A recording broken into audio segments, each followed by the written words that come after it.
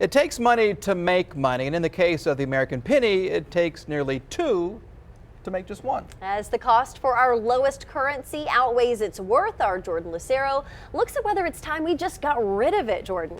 Well, you guys have gotten rid of your pennies and given them to me, so now I have 23 cents here. Thank you, guys.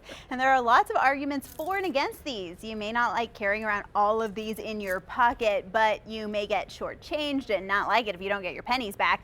Still, it looks like Americans do like their pennies. See a penny? Pick it up. We all know the old adage, but how many of us actually follow it? We dropped some pennies around Oklahoma City and waited to find out. Person by person passed by these. No one even noticed.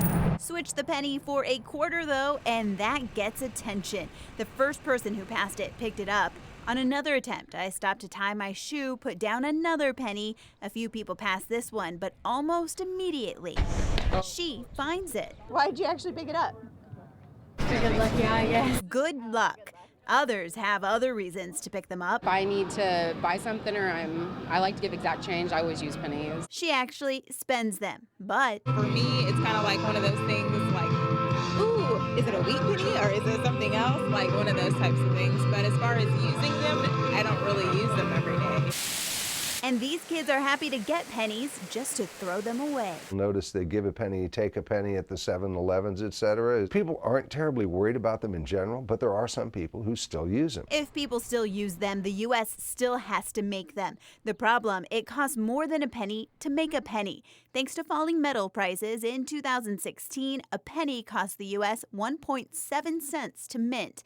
It's a drop over the last 5 years. In 2011, it cost 2.4 cents to make one. From the point of view of the Mint and the Federal Reserve who are making these things, they're really an irritant. That's Oklahoma City University economist Jonathan Wilner.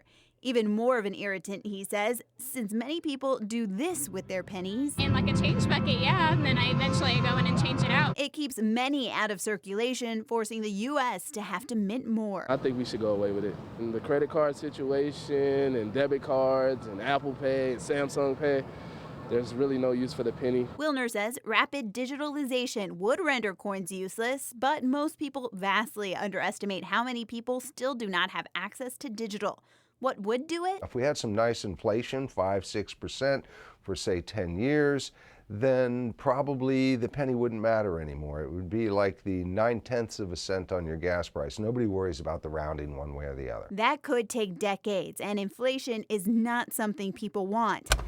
Polls show people do want to keep pennies. According to Americans for Common Sense, over the past 20 years, national polling shows between 2/3 and 3/4 of Americans support keeping the penny.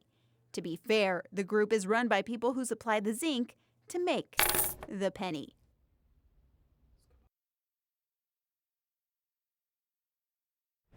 All right, so what do you think? Do you think it's time to part ways with the penny? Go ahead and take a vote. I have a poll on my Twitter page at Jordan Lucero. We'll see what your results are. I'm Jordan Lucero, Fox 25 News.